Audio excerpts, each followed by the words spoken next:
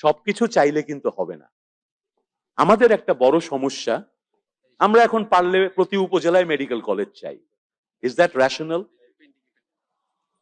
কে বলবে সেই কথা? আপনাদেরকে বলতে হবে। সাধারণ মানুষ নাও বুঝতে পারেন, উনি তো জানেন না এগুলো। উনি হয়তো আসলে ভাবছেন মেডিকেল কলেজ আসলে আমার এলাকায় একটা বড় হাসপাতাল হবে। উনি চান হাসপাতাল, বলার সময় বলে ফেলেন মেডিকেল কলেজ চাই। আমরা ডাক্তাররা সব মেডিকেল কলেজগুলোকে বিশ্ববিদ্যালয় বানিয়ে ফেলতে চাই, তাই না? এটা কি ঠিক? আমরা মুড়ি মুড়কির তফাৎ করতে হবে। যার যে প্রতিষ্ঠানের যে ম্যান্ডেট, সেটাকে সুন্দর করে সাজাতে হবে এবং আপনাদেরকে প্রতিনিয়ত এগুলো বলতে হবে, ভাবতে হবে। আপনারা বললে বাকিরা শিখবে। টিএমসি আজ যা বলবে, সকল মেডিকেল কলেজ পরশুদিন তা বলবে ইনশাআল্লাহ। আমাদেরকে মাননীয় প্রধানমন্ত্রী যেভাবে দেখেন প্রতিটা জবাব উনি দিচ্ছেন একজন সাধারণ ভাবে, খুব রেশনাল ভঙ্গিতে। আসুন আমরা সেইভাবে চিন্তা করি। এই আবেগ, তেলবাজি, শুধু মানে আমরা বলে গেলাম, এটা মানুষ আর চায় না, আমরাও চাই না। অনেস্টলি আমরা কিছু একটা কাজ করতে চাই, কাজ নিয়ে কথা বলতে চাই। আমরা সমস্যাগুলো কি হয়, আজকে আশ্চর্য ব্যাপার শুনলাম, কোনোদিন শুনিনি। আমরা যখন ইন্টার্নি করেছি তখন কিন্তু আমাদের পোস্ট গ্রাজুয়েট ট্রেনি যারা ছিল, সিএ রেজিস্ট্রারের পাশাপাশি প্রত্যেক ট্রেনি 4-5 জন মোটামুটি তার পেট ইন্টার্নি হইতো এবং আমরা ওনাদের থেকে শিখতাম। তাহলে যারা পোস্ট গ্রাজুয়েট ট্রেনি, ওনারা তো আমার চেয়ে একটু সিনিয়র ডাক্তার হয়েছেন, মোটামুটি কাছের বয়স, উনি আমার চেয়ে অভিজ্ঞতা বেশি, উনি তো আমাকে হেল্প করার কথা শেখার। আজকে শুনলাম উনি আছে বলে আমার ইন্টার্নি ভাইরা এনাফ সুযোগ পায় না।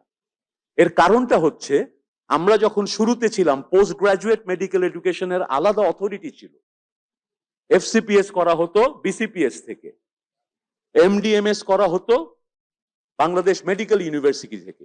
আমরা কি করলাম, আমরা ওগুলোকেও মেডিকেল কলেজে নিয়ে আসলাম। যেই মেডিকেল কলেজের পুরো ডিজাইনটা করা আছে আন্ডার গ্রাজুয়েট এডুকেশন, সেইখানে আমি ভিড় করে দিলাম পোস্ট গ্রাজুয়েট এডুকেশনে। আজকে যদি পোস্ট গ্রাজুয়েট ট্রেনিদের এখানে আনি, আমি 100% শিওর তারা বলবেন এইখানে আমাদের ট্রেনিং এর সমস্যা হচ্ছে, ইন্টার্নির জ্বালায় আমরা আমাদের মতো করে রুগী দেখতে পারি না। হতেও পারে এরকম। আমরা কেউ কারো শত্রু না, কিন্তু আমরা যদি রেশনাল থিঙ্কিং এ আসি, শুধু নিজেরটা বুঝে নিব, এতে কোনো সমস্যার সমাধান হবে না। আমাদের আমি থেকে আমরাই যেতে হবে। আমাদের শুধু নিজের জিনিসটা না ভেবে পুরো সেক্টরের কথা ভাবতে হবে। ভাবলে সব পরিবর্তন ইনশাল্লাহ হবে। আমাদের সেই পরিকল্পনা আছে। আমরা ইতিমধ্যে পরিকল্পনাগুলো নিয়ে কথা বলেছি। আমি চট করে 1-2-3টা পয়েন্ট বলে যাই। আমরা হেলথ সিস্টেমে, আপনারা বলেছেন মেডিকেলে ভিড় এই সেই, আমরা উপজেলাকে স্ট্রেনথেন করছি। মাননীয় প্রধানমন্ত্রী বলেছেন আমরা হাসপাতাল বানাতে পারবো, আমরা ওষুধটা সাপ্লাই দিতে পারবো, রোগীর চিকিৎসা তো পলিটিশিয়ান দিতে পারবে না। আপনারা প্রশ্ন করুন, এখন একদিকে বলছেন ঢাকা মেডিকেল কলেজে রেফারেল নেটওয়ার্ক নাই বলে ওভারলোডেড, চিকিৎসা আমরা মানসম্মত করতে পারছি না ইচ্ছা থাকলেও। ডাক্তার সাহেবরা দ্বিগুণ তিনগুণ পরিশ্রম করছেন। তাহলে রেফারেল নেটওয়ার্ক লাগবে। রেফারেলে 80% রুগী উপজেলায় চলে যাবে, তাই না? সঙ্গে আপনি কি যাবেন? You decide. আপনি কি যাচ্ছেন? এখানে কিন্তু আমি আপনাদের হয়ে, ডাক্তার হয়ে আপনাদের পক্ষ থেকেই বলছি, আমাদের আসলে ভাবা দরকার। ওই যে বললাম, গাছের আগারটাও চাবো, তলারটাও চাবো। আমরা তো একটা ছোট্ট দেশ, বড় জনসংখ্যা, সীমিত সম্পদ। আমরা যদি যুক্তিসঙ্গত চিন্তা না করি, অনেক বিল্ডিং হবে, অনেক পোস্টিং হবে, কেউ কোথাও যাবে না, কোনো রোগী চিকিৎসা পাবে না। এই 100 বেডের 500টা হাসপাতালে অনেক অনেক ডাক্তারকে যেতে হবে। 1। 2 হচ্ছে, আসলে ছোটবেলায় আমরা বলতাম উপজেলায় পোস্টিং হয়েছে, গ্রামে পোস্টিং। বাংলাদেশের কোন উপজেলা 70 সালে, যাদেরকে আমরা 80 সালে গ্রাম বলতে পারতাম, এখন তারা গ্রাম না।